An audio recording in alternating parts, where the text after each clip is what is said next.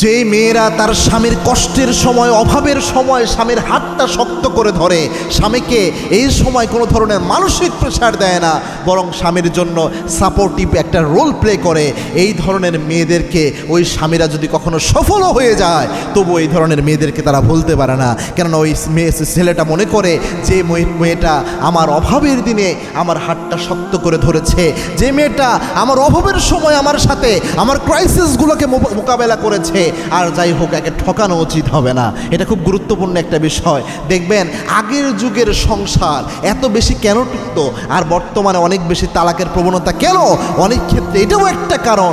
আগের যুগে যে নারীরা ছিল তার স্বামীর অভাব অনটনগুলো বোঝার চেষ্টা করত, স্বামীর মানসিক অশান্তিগুলো বোঝার চেষ্টা করত, স্বামীর ক্রাইসিস মোমেন্টগুলো বোঝার চেষ্টা করত, স্বামীর এই অবস্থা বুঝে ওই অনুযায়ী আচরণগুলো করত, যার কারণে স্ত্রীর ব্যাপারে এমন একটা মহাব্বত স্বামীর অন্তরে আল্লাহ তৈরি করে দিত যে তারা অনেক কিছু অনেক সময় চাইলে করতে পারতো না, এবং ডিভোর্সের দিকেও সংসার করাতো না। কারণ এটা তো একটা আল্লাহর প্রদত্ত সম্পর্ক।